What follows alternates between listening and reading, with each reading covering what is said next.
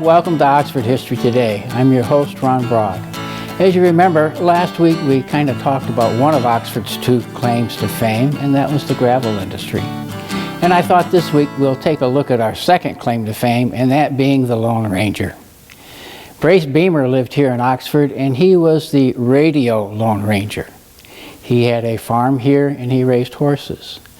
Back in 1933 is when the Lone Ranger first went on the radio, and at that time there was a gentleman by the name of Earl Grasser who played the Lone Ranger. Brace was the announcer for the program. He also made some public appearances during that time because the owner of the station didn't think that Earl really looked the part, whereas Brace was a big, beaming 6'3" guy with a big booming voice, and he kind of fit the bill. Well, in 1941, Mr. Earl Grasser was killed in an automobile accident. And at that time, Brace Beemer took over as the Lone Ranger. And he remained as the Lone Ranger until the very last show, which was in 1954. So it was on the air for 13 years. And during that time, he did the show and he made all of his public appearances. And he would dress up in his costume and go and visit little children. He made a lot of public appearances at schools and hospitals and just different charitable things like that. Later on in life, when the program was over with, he also starred as Sergeant Preston of the Yukon on the radio program Challenge of the Yukon. Later on in life, he pretty much spent his time, he subdivided his farm, sold off the lots, and raised thoroughbred horses. Once in a while during that time, too, he would do some radio announcing or advertising for automobile companies. Mr. Beemer died in 1965, and his daughter is still remaining. She's still alive. And I kind of thought that we would kind of take a look at a different side of Brace Beemer.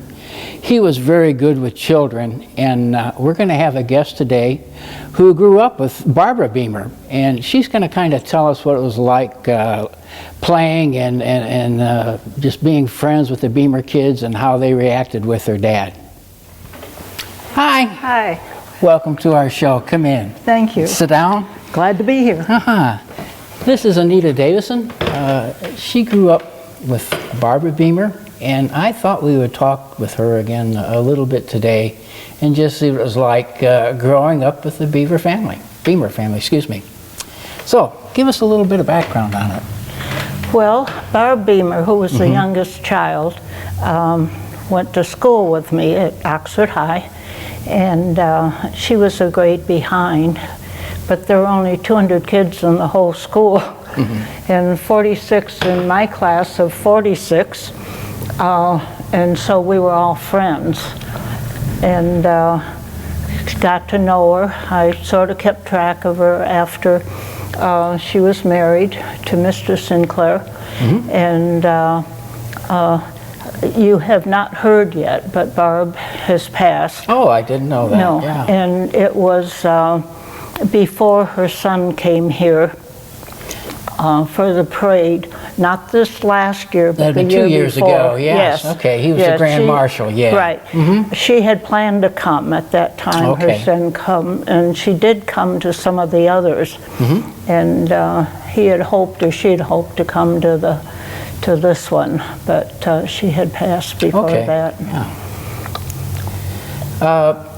When you say you kind of grew up with her, when did you first meet her or start playing with her? Well, I first met her probably when she was in the 10th grade and I was in 11th at that time. And we had run with sort of the same friends in Oxford, and so we did lots of things at that time that were together. And I had fortunately moved into Oxford Village from Metamora Thomas area, but I still started school at Daniel Axford when I was in the 4th grade, so that school is pretty old. And it was fun to drive by it and see the old part is still there. Yeah. And so we sort of, in those days, we didn't date a whole lot, but we went as groups. Okay. And she was part of the group that I was with, both boys and girls, and had some fun times that were fun in those days. They wouldn't think of it fun now. And we did some mischief things too, which I will not reveal at this time. And when her father would broadcast, he taped the things, the programs. So frequently after school, some of the parents would take us out to the farm, which was on Drainer Road, the house still standing. And we would go out there and with Mr. Beemer in the living room in front of the fireplace, we would listen to the broadcast. And he enjoyed children so much. And he was so great to all of us when we were out there. Oh, good. It was the 10th grade that you started, if you will, hanging out with Barbara. Did you have much of a chance to talk with her dad at all while you were out there, or was he busy doing something? He was never busy when children were around. Okay, good. And I don't remember him saying too much. We were actually watching the performances, so there wasn't too much. And when radio was the only thing involved, then it was a little difficult to talk too much about. Yeah, this is true. It was just audio. I was trying to think. He had how many horses there? Do you recall? I don't recall a whole lot of horses there. Later, I was out at the farm with a niece and nephew of mine from upper New York State, and there were 2 at that time. Okay. Both of them white like silver.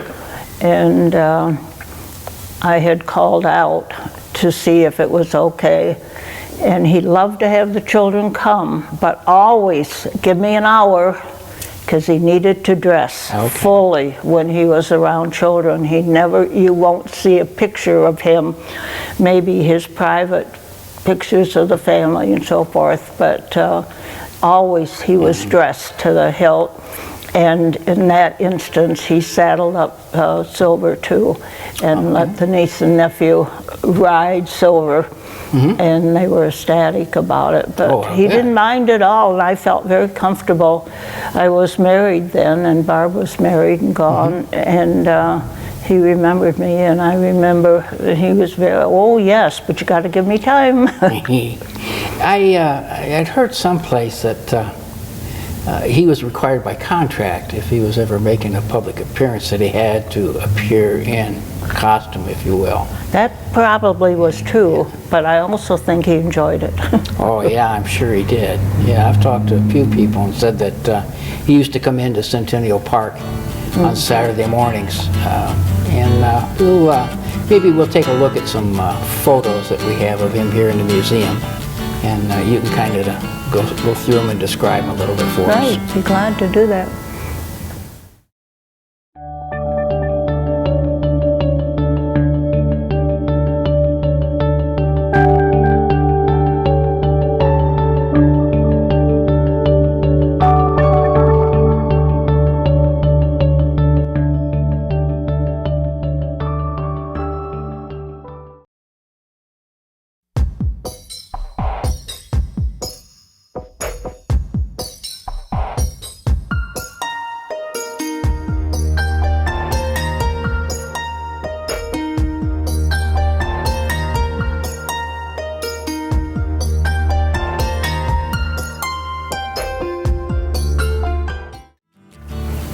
Here we are at our Lone Ranger display. These are a permanent display that items that the museum has here. Now every year when we have the Lone Ranger Day, which we celebrate Oxford the first weekend of August, we have some avid Lone Ranger fans who bring in their collections to be on display also. We have one couple from Romeo that they actually fill 4 display cases. They have a very vast collection of the memorabilia of the Lone Ranger. And we have another gentleman from Flint who has been so gracious as to donate some of the items to us. And so, yeah, we kind of connect a lot with the Lone Ranger fans. I learned a lot of the history of Brace Beemer from Mr. Everett Humphrey, who was from Flint. And we found out that in Mount Carmel, Illinois, which is where Brace was born, they have a museum there dedicated to him also. So Mr. Everett Humphrey does kind of share or split his time and his generosity between the two museums. So let's get to these pictures right now. Here we have a picture of the Lone Ranger. This is a little bit later in his life, you can see by his face, dressed up in his Lone Ranger costume. And I think it was just before he passed away, if I remember correctly. And then we have a picture of him with Tonto and some more of the Native Americans here. And he has got a headdress on, which is kind of unusual, because he usually had his white Stetson on. I think some of these pictures, not this one, but some of the others were brought here by Barbara's son when he came up. And he was asking me to look through them to see if there was anybody I recognized in the pictures, and it happened that I didn't, except Barb I could pick out, and of course he could too. Sure. And he was so happy with what was happening through the parade that he left them here. He hadn't intended to, he told me, but that he left them to. And it was interesting. He was called Mr. Beemer throughout the program. And when I walked up to him, knowing Barbara was the only girl in the family, and there were at least 2 boys, and I think 3 older than Barbara. And I said, I knew your aunt very well. And he said, no, that was my mother. Right. And I said, but they called you Beemer, and you should be Sinclair. And he laughed, and he said, well, they wanted Beemer there. Right. So he went along with it. But he was very, very happy with what Oxford had been doing for his grandfather, and therefore left some of these pictures. This, I'm pretty sure, was on the old high school that was north of town with an auditorium beside it. Both of them are gone now at that time, and it was a 9 through 12 school, and just as I said, about 200 children there at one time. So we all kind of knew each other from all grades. This obviously is with a younger group of children. Yeah, that's in a hospital. See, that's kind of like their wheelchairs there. Oh, yes, and definitely. And you see this little girl here, she's got braces on her legs, and with the crutches sitting on the floor is probably polio, which was kind of prevalent at that time. It definitely was. And I'm sure he was very happy that he enjoyed the attention, but it was right that he enjoyed the attention because he was having a good time. This is snowing or sliding down the hills behind their house when they had quite a bit of acreage at that time, as you'd mentioned. This is Barb by the fireplace, and this is what we would do listening to his programs at the time. This was in the living room of the house. And then there was a barn right beside it. There is a barn there, and I'm still not, there. Is it the same one? Yep, I wasn't sure of that. It's changed a little bit, or my memory is not as good as it was. And so these were family pictures, and I think some of them that the grandson must have brought and was happy to leave here. Yeah, and it's kind of a recurring theme through these pictures if you stop and take a look at him. Yeah, he's always with children, you know. Up here he is, and even this one down here, he's got a small child sitting on his lap while he's on silver there. Very common, very common. And here's another one over here. He's with a large group of children too. But I know when I asked the question about how many horses he had there, he had 2 silvers, and here he is kind of with the 2 of them here. One was older than the other one, and I guess the older one was getting kind of cranky, and so he was breaking in a new silver. That might have been about the time I brought my niece and nephew here from New York. And It was a kind of funny story about that. Was the boy, Jerry, I didn't know it, but he had a tremendous allergy from horses and dogs. Oh, wow. I wasn't told. He got to ride Silver, and his sister Patty got to ride it too. And afterwards, a few hours afterwards, he started the coughing and sneezing, and that's when I found out. And he was really in bad shape, and they went back to Rochester, New York, and I called his mother, and I said, "How is Jerry doing?" And she said, "He's still miserable, but he is the happiest child in the state of New York because he got to meet the Lone Ranger." Okay, we have some more pictures on the other side of this place, so maybe we could get around there and take a look at them. Okay, here we are with the rest of our photos, the Lone Ranger. A couple things that are kind of unique is, here is a photo of what his farm looked like even before he owned it. These were the Parker families, if I remember correctly, and Park, P-A-R-K. And they actually homesteaded that property. This type of picture is very, very common. There's whole books of them back in those days. There weren't that many farmers, a lot of acreage, and I've seen a lot of my personal family back there in that same type of thing, and I thought they were done beautifully. Okay, great. Maybe as we come back after the break, we'll talk a little bit about his military career, and maybe go through a little bit of his Hollywood days, if you will, and his activities in show business. He knew quite a few of the stars from Hollywood and a lot of the notable people in government and so on. So yeah, we're going to have a lot to talk about when we come back. Take off your hat, throw it in the corner. Take off your hat, throw it in the corner. Take off your hat, throw it in the corner. I don't see why you should stay a little longer. I'm talking about Boozoo. Woo! Boozoo, that's who.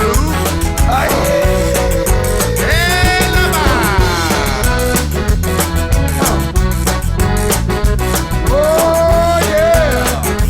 Come on down. Stay a little longer.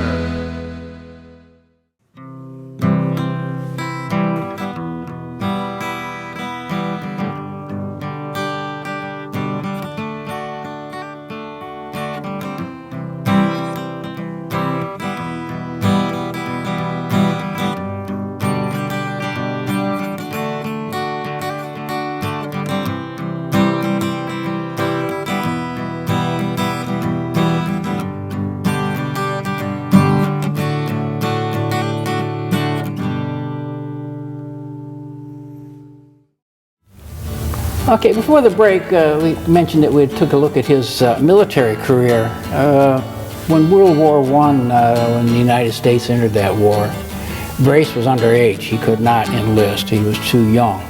However, that did not stop him. He kind of lied about his age, got into the service, and it was said that he was the youngest sergeant in the war. And here we have a couple things here. We've got an enlistment record of when he joined. And over here we have his discharge papers, when he was honorably discharged from the service after the end of World War I. So there you have a little bit about what he did during the war. And we had talked a little bit about what he did with some of the stars and some of the notable people of the time. There are photos around. We don't have one of him with J. Edgar Hoover, who was a good friend of his. And here we have some pictures with him, and I think everybody recognizes this fellow. Bing Crosby. Bing Crosby, for sure. And I'm not sure who the young lady is. You may recognize her, but I don't. I'm trying to remember Bing Crosby's first wife's name, and I don't, and what she looked like. It would depend on the era, because if so, she was the mother of the 4 boys that, that Bing had. And here we have some more photos. There he is in a tuxedo over here to the far left. And here he is again in another tuxedo with his wife. and we happen to have her wedding dress here. And we have it displayed every spring when we do our wedding dress display. We have some more photos. Here she is. Matter of fact, she was a Ziegfeld Folly girl before he met her, and that's how he met her, and that's before they got married. So a little interesting side note there. Here he is with her again in their yard at their house, and we have some more. Well, here's a picture of his house right here. In the early days, it looks pretty similar to that today, but it's a different color. It's kind of a light blue color now. Here he is playing with his kids. They're out in the back skiing and sledding down their hill. And here's a picture of him again with his horse Silver, his dog, and that's a pretty nice looking old Cadillac there. Oh, here's a picture of him in his World War I uniform. They were kind of a heavy wool uniform, kind of scratchy. It was real nice in the wintertime, but it was really itchy and sweaty in the summertime. And here he is with another horse. I'm not sure whose horse that is, but that certainly is a Silver.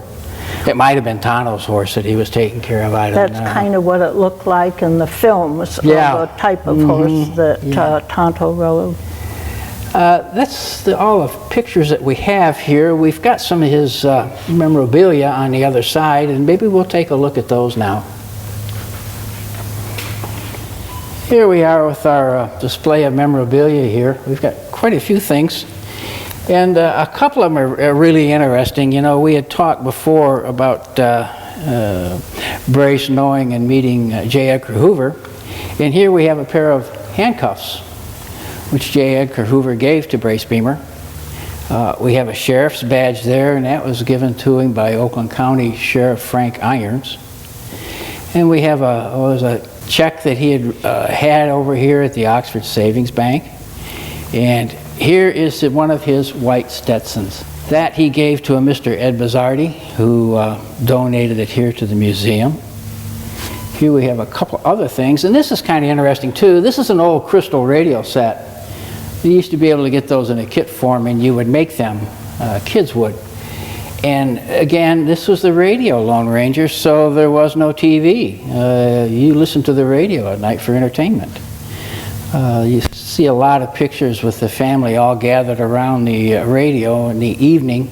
Just as we would watch TV today, they listened to the radio programs, and there was quite a variety of them.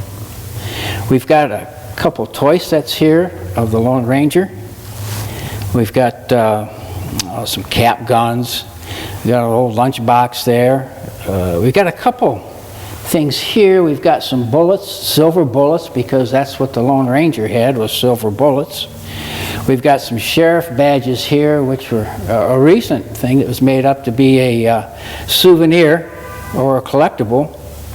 They just came out here not long ago. We've got a couple little comic books of the Lone Ranger, some statues. We've got an album here, a phonograph album of the Lone Ranger. And we also have a couple statues here. They're chalkware. And these were actually given out as premiums, like at carnivals, the carnival games and stuff like that. We have one photo here of the Lone Ranger. Now this would be the television Lone Ranger. This is Clayton Moore and Jay Silverheels, who were the television Lone Ranger and Tonto. So that's a little bit later. And that's what we pretty much have here. We get so much more in when we have our Lone Ranger Day, and just a lot of things come in. We've got lucky here this past week. I happened to find a storybook about the Lone Ranger, which will be donated here to the museum. And that was copyrighted in 1939, as I remember, so it'd be about the early time of the Lone Ranger, and definitely in the time span of the radio Lone Ranger. Do you happen to recognize any of these toys or anything from your childhood? No, I don't, and at all. When you mentioned the radio, it came to mind. We were in the picture with the fireplace, gathered around. These radios didn't have much volume, and I can remember as a child, my father had a radio, and we all had to get close to it to hear And I particularly remember Franklin Delano Roosevelt's fireside chats. Okay. And we would gather close to it, but they didn't seem to be able to do much volume at that time on any of these radios. So the fact that we were close by the fireplace there is another indication that maybe it was posed for the pictures, but I do know that there wasn't, and in Washington, D.C., in the Franklin Delano Roosevelt exhibit and monument at that time, it shows a man, bronze man, sitting in a chair listening to the radio up close with his ear to it. And when I saw that, that brought back memories of what radio was like when Brace first was broadcasting. Okay, yeah, they probably didn't have much of an amplifier in those early radios. You had to wait for them to warm up. They were the tube type, way before transistors. So it was the big deal, was to listen to the radio at night. We'll also show you a painting actually of the Lone Ranger, which was done not long ago, and that they have copied that or silk screened it on the t-shirts, and they're also going to make them on a cap also, so that this next year these items will be for sale at the Lone Ranger Day celebration, and the proceeds from that will go to this museum, which we certainly appreciate. And that pretty much will wrap up our discussion on the Lone Ranger today, and we hope you've enjoyed it, and we've certainly enjoyed having you here, Mrs. Davison. Thank you. Appreciate your input, and it's kind of nice to hear somebody talk about actually knowing them.